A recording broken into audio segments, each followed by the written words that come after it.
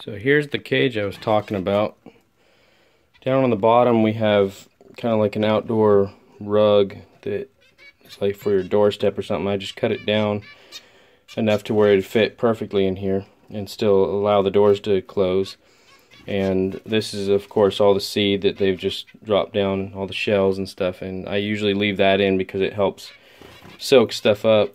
And then I can just, anytime I want, I can just vacuum it out when it gets too thick or, you know, starts smelling or something. I try to keep it clean, but the reason why I haven't right now is just because it keeps everything pretty dry. It's sort of like having bedding down. And the birds, even though these doors are pretty big, the birds pretty much just stay in there, and I can open it up and do whatever I want, and they're not going to fly out. You know, they'll just stay in. They know where their home is, so they don't really try to get away. And the waterer, right now I just have a bowl that has rocks in it so that they can stand on the rocks and drink. And it's not as clean this way. I have to change it a lot more, but so far other waterers that I've put in there just haven't seemed to work so well. And this one's easy to just dump out, wash all the rocks and fill it back up. And so that's kind of it. This is the door I was talking about that's can be accessed from the outside. If you do want a smaller door, instead of having to open these big doors, you can just open that side plastic panel. It's just like a access panel for like electricity box or something, and you can reach pretty much anywhere in the cage and, you know, feed, water, do stuff with the perches or mess around with the nests.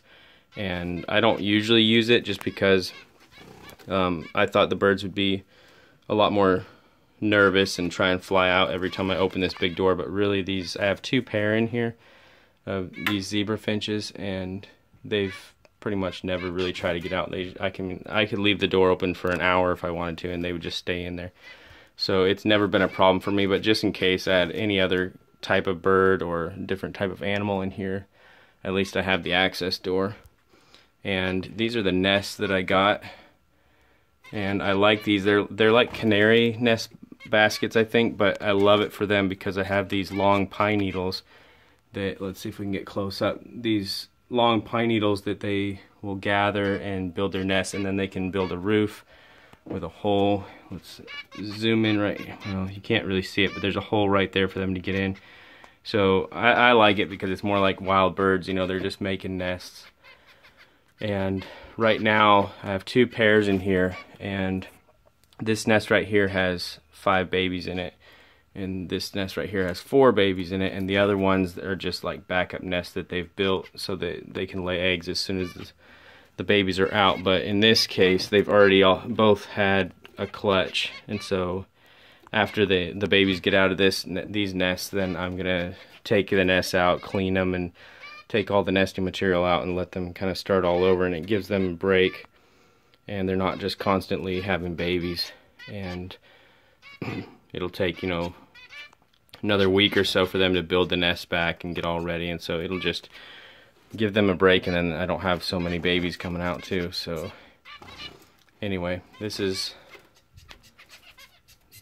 the cage setup. Oh, and this light, I put it in here, and at night I can just pull the string and the lights off, so it's pretty easy access. I was gonna put like wire mesh on the top and have the light on the outside, but it just worked out this way, and I just kept it. So anyway, here's my cage, and it pretty much would work for anything, any kind of parakeets or parrots really, but any kind of animals. But anyway, here it is. So thank you for watching.